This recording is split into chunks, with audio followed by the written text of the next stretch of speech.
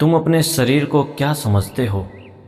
सिर्फ मांस, हड्डियों और सांसों का ढांचा? यदि ऐसा है तो फिर वह कौन है जो इस शरीर को बदलते हुए भी हमेशा वैसा का वैसा बना रहता है, जो बचपन को भी देखता है, जवानी को भी और बुढ़ापे को भी?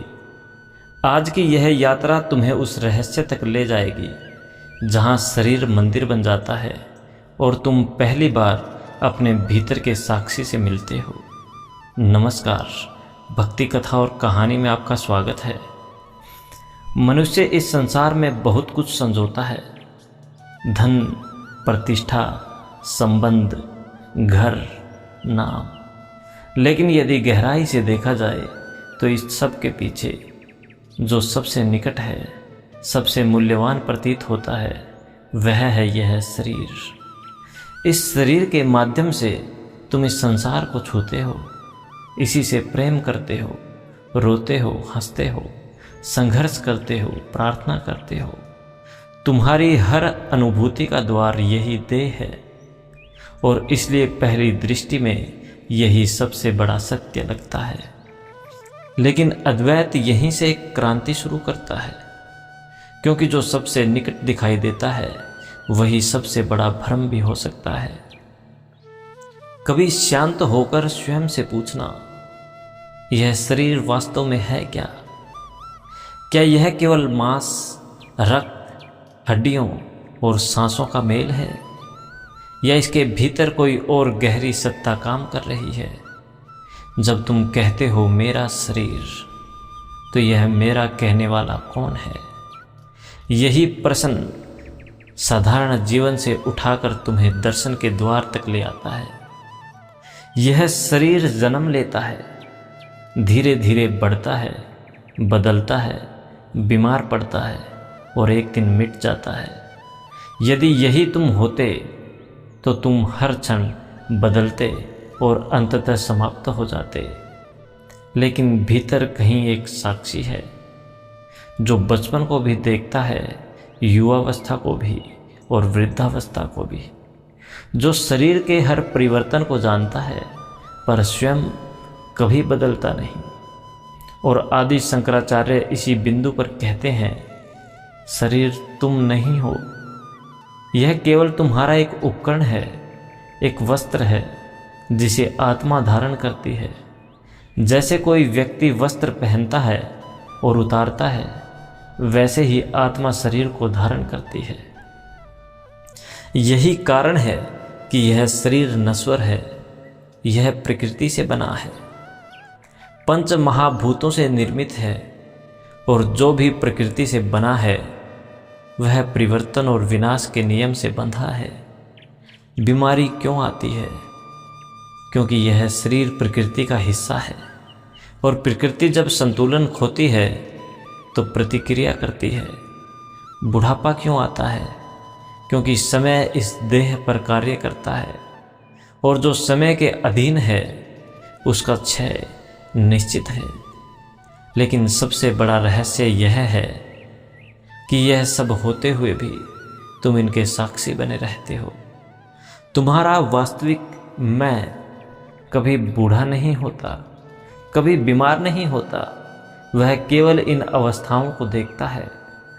इसीलिए शंकराचार्य शरीर को अनात्म कहते हैं, अर्थात वह जो तुम नहीं हो, लेकिन जिसके साथ तुमने अपनी पहचान जोड़ ली है, और यही भूल दुख का कारण बनती है। क्योंकि जैसे ही तुम शरीर को मैं मान लेते हो, उसकी हर पीड़ा तुम्हारी पीड़ा बन जाती है, उसका हर भय तुम्हारा भय बन जाता है, और तब मृत्यु सबसे बड़ा आतंक बनकर खड़ी हो जाती है। लेकिन जिस क्षण यह समझ भीतर उतरती है कि शरीर केवल साधन है, एक अस्थायी आवरण है, और तुम उसके साक्षी हो, उसी क्षण एक गहरी स्वतंत्रता जन्म लेती है। फिर बीमारी तुम्हें पूरी तरह तोड़ नहीं पाती, बुढ़ापा तुम्हें भयभीत नहीं करता, क्योंकि तुम जानते हो यह सब उस देह के साथ हो रहा है जो तुम नहीं हो। तब जीवन की दृष्टि बदल जाती है। शरीर बोझ नहीं रह जाता, एक अवसर बन जाता है, एक ऐसा माध्यम जिसके द्वारा आत्मा अनुभव करती है, सीखती है और अंततः स्वयं को पहचानती है। इसलिए शरीर को तुच्छ मत समझो और इसे अपनी अंतिम पहचान भी मत बना लो। इसे एक पवित्र साधन की तरह देखो जिसकी देखभाल आवश्यक है, पर जिसके पार जाना ही अंतिम लक्ष्य है। क्योंकि जब तुम शरीर में उलझे हो तब तक सत्य से दूर हो, और जैसे ही तुम शरीर के पार देखना शुरू करते हो तुम्हें वही दिखाई देता है जो सदैव से था। शुद्ध अचल अमर आत्मा जो न जन्म लेती है न मरती है, केवल साक्षी बनी रहती है। एक संत थे सत्यधाम, बहुत कठोर तपस्वी। उनकी साधना में तीव्रता थी, पर भीतर एक सूक्ष्म अज्ञान छिपा था। वे मानते थे कि शरीर पाप का घर है, इच्छाओं का केंद्र है, और इसलिए इसे जितना कष्ट दिया जाए आत्मा उतनी ही शुद्ध होगी। वे दिन में केवल एक बार भोजन करते, कई कई दिन उपवास रखते, ठंडी रातों में खुले आकाश के नीचे भीगते रहते, तपती धूप में अपने शरीर को झुलसाते रहते, मानो शरीर को हराकर ही वे ईश्वर तक पहुंच जाएंगे। लेकिन धीरे धीरे उनका शरीर टूटने लगा, अंगों में शक्ति समाप्त होने लगी। जो शरीर साधना का माध्यम था वही साथ छोड़ने लगा, और एक दिन स्थिति यह हुई कि वे उठ भी नहीं पा रहे थे। हर जोड़ में पीड़ा थी, हर सांस बोझ बन गई थी। तभी उनके जीवन में आदि शंकराचार्य आए, न किसी चमत्कार के साथ, न किसी आडंबर के साथ, बस एक शांति उपस्थिति के साथ। सत्यधाम रो पड़े। उन्होंने कहा, मैंने शरीर को तोड़ दिया, इच्छाओं को कुचल दिया, फिर भी मुझे शांति नहीं मिली। मैं और अधिक अशांत हो गया। शंकराचार्य मुस्कुराए। उन्होंने उनका हाथ थामा और बोले, सत्यम, तुम्हारी तपस्या में प्रयास तो था पर दिशा नहीं थी। तुमने शरीर को शत्रु मान लिया जबकि वह तुम्हारा साधन था। यह शरीर जेल नहीं है, यह एक रथ है, एक वाहन जिसके माध्यम से आत्मा इस संसार की यात्रा करती है। फिर उन्होंने पूछा, यदि कोई यात्री अपने रथ को ही तोड़ दे तो वह मंजिल तक कैसे पहुंचेगा? सत्यधाम मौन हो गए। शंकराचार्य बोले, तुमने शरीर को नष्ट कर दिया और उसी के साथ साधना का आधार भी खो दिया। फिर उन्होंने यह गहरी बात कही, शरीर मंदिर है, पर मंदिर में रहने वाले को मंदिर नहीं बन जाना चाहिए। यही संतुलन है। यदि तुम स्वयं को शरीर मान लेते हो तो बंधन में पड़ जाते हो, और यदि शरीर को तुच्छ मानकर उसे नष्ट करने लगते हो तो वह भी अहंकार बन जाता है, एक सूक्ष्म अहंकार कि मैं बड़ा त्यागी हूँ, मैं बड़ा तपस्वी हूँ।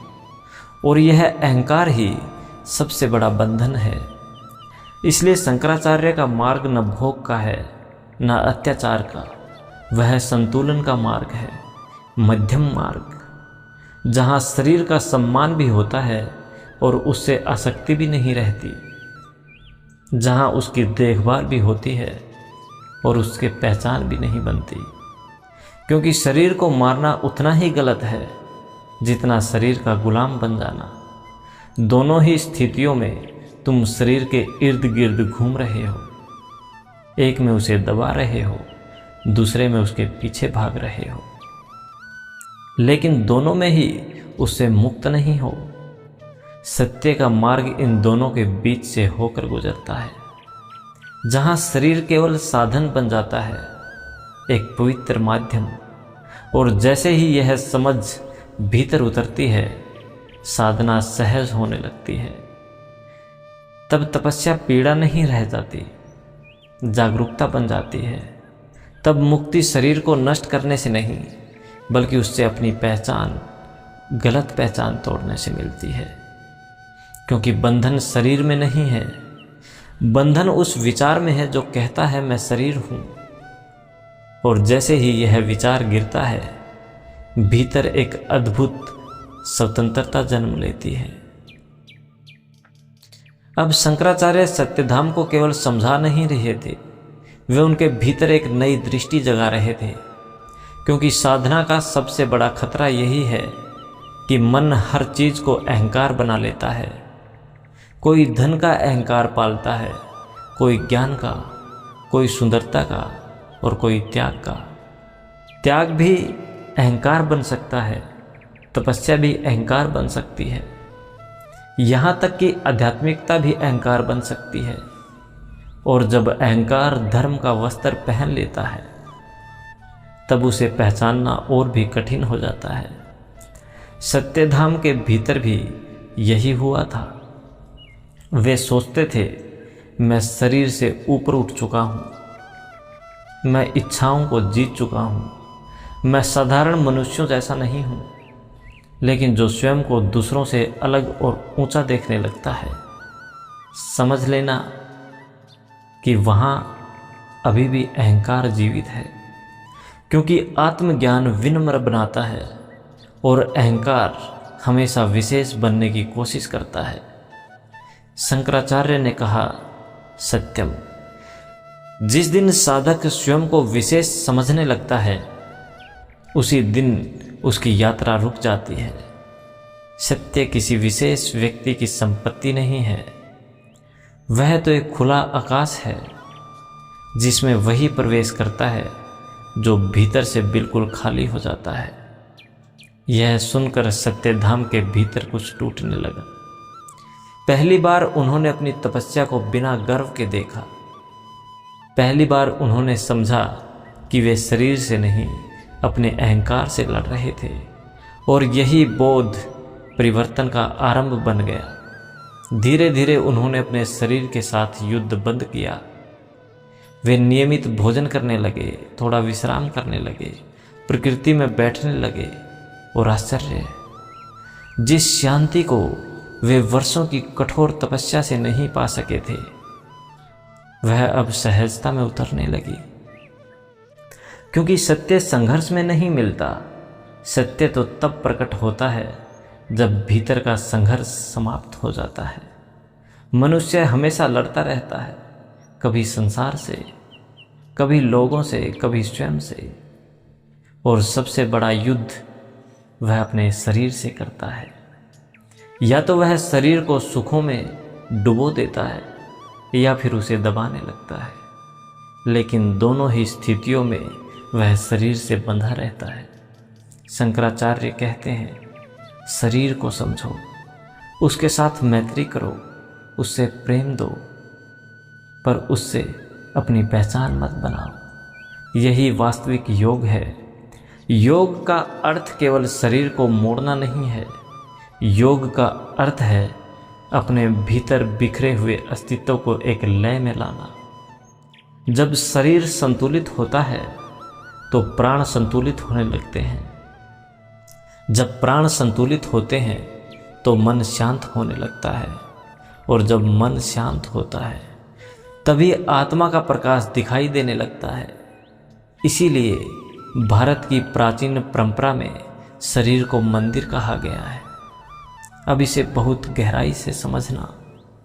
मंदिर का अर्थ केवल पत्थरों की इमारत नहीं है। मंदिर वह स्थान है जहाँ पवित्रता हो, जहाँ संतुलन हो, जहाँ मौन हो, जहाँ दिव्यता उतर सके। यदि मंदिर ही टूटा हुआ हो, अव्यवस्थित हो, अशांत हो, तो वहाँ ईश्वर की उपस्थिति का अनुभव कठिन हो जाता है। ठीक वैसे ही यदि शरीर असंतुलित है, मन तनाव से भरा है, प्राण अस्त व्यस्त हैं, तो ध्यान गहरा नहीं उतर पाता। इसलिए शरीर की देखभाल आध्यात्मिकता के विरुद्ध नहीं है, बल्कि सही अर्थों में वह आध्यात्मिकता की तैयारी है। लेकिन याद रखना, मंदिर महत्वपूर्ण है, पर मंदिर का उद्देश्य उस दिव्यता के लिए है जो उसमें विराजमान है। यदि कोई केवल मंदिर को सजाता रहे और भीतर की उपस्थिति को भूल जाए तो वह भी अधूरा है। आज पूरी दुनिया इसी अधूरेपन में जी रही है। लोग शरीर को सजाने में लगे हैं, लेकिन भीतर अंधकार है। चेहरे सुंदर हैं, लेकिन मन भय से भरे हैं। शरीर स्वस्थ दिखते हैं, लेकिन आत्मा थकी हुई है। और कुछ लोग दूसरी अति में चले जाते हैं। वे शरीर को ही नकार देते हैं, उसे पाप समझ लेते हैं। दोनों ही अतियां अज्ञान है। ज्ञान संतुलन है, और संतुलन तभी आता है जब तुम साक्षी बनते हो। साक्षी होना क्या है? साक्षी होना मतलब शरीर को देखना, पर स्वयं को शरीर न मानना। मन को देखना, पर स्वयं को विचार न मानना। भावनाओं को आते जाते देखना, पर उसमें खो न जाना। जैसे आकाश बादलों को गुजरते हुए देखता है, पर स्वयं बादल नहीं बन जाता, वैसे ही साक्षी हर अनुभव को देखता है, पर किसी अनुभव में बंधता नहीं। और यही ध्यान का सार है। ध्यान कोई तकनीक नहीं है। ध्यान तुम्हारी वास्तविक अवस्था है, लेकिन तुम इतने विचारों, पहचानों और भय से घिरे हो कि वह दिखाई नहीं देती। साक्षी हमेशा से मौजूद है। उसे बनाना नहीं है, केवल पहचानना है। और इसी पहचान के लिए शंकराचार्य पंचकोश विवेक की बात करते हैं। वे कहते हैं, तुम 5 आवरणों से ढके हुए हो। जैसे दीपक पर कई परतें चढ़ी हो और प्रकाश दिखाई न दे रहा हो। पहला आवरण है अन्नमय कोश। यह स्थूल शरीर जो भोजन से बना है, भोजन से चलता है और एक दिन मिट्टी में मिल जाता है। इस शरीर को देखो, यह हर क्षण बदल रहा है। बचपन का शरीर कहाँ गया? युवावस्था का शरीर भी बदल रहा है। जो बदल रहा है वह तुम कैसे हो सकते हो? दूसरा आवरण है प्राणमय कोश। श्वास की ऊर्जा, जीवन की धड़कन, वह शक्ति जो शरीर को चलाती है। जब तुम प्रसन्न होते हो, प्राण अलग ढंग से बहते हैं। जब तुम भयभीत होते हो, श्वास बदल जाती है। लेकिन जो श्वास को देख सकता है वह श्वास नहीं हो सकता। तीसरा आवरण है मनोमय कोश। विचार, भावनाएं, स्मृतियाँ, कल्पनाएं। अधिकांश लोग यहीं अटक जाते हैं। मन दुखी होता है और वे कहते हैं मैं दुखी हूँ। मन प्रसन्न होता है और वे कहते हैं मैं खुश हूँ।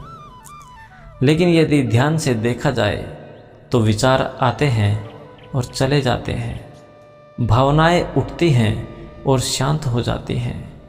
जो आता जाता है वह तुम नहीं हो सकते। फिर आता है विज्ञानमय कोश। बुद्धि, विवेक, निर्णय लेने की क्षमता। यही साधक शास्त्र समझता है, तर्क करता है, मार्ग चुनता है। लेकिन बुद्धि भी सीमित है। वह केवल ज्ञात को समझ सकती है, अनंत को नहीं। और अंत में आता है आनंदमय कोश। ध्यान की गहराई में या गहरी नींद में जो सुख और शांति का अनुभव होता है वह इस प्रत का स्पर्श है। लेकिन वह भी आता जाता है, और जो आता जाता है वह अंतिम सत्य नहीं हो सकता। इन सब के पार जो बचता है वही तुम हो। शुद्ध चैतन्य, एक ऐसा प्रकाश जो शरीर नहीं है, मन नहीं है, विचार नहीं है, अनुभव भी नहीं है, बल्कि वह आधार है जिसके कारण हर अनुभव संभव हो पाता है। जैसे सूर्य स्वयं कुछ नहीं करता, लेकिन उसकी उपस्थिति में सब कुछ दिखाई देने लगता है, वैसे ही आत्मा की उपस्थिति में शरीर, मन, बुद्धि सब प्रकाशित होते हैं और यही आत्मज्ञान है। कुछ नया पाना नहीं, बल्कि जो सदैव से है उसे पहचान लेना।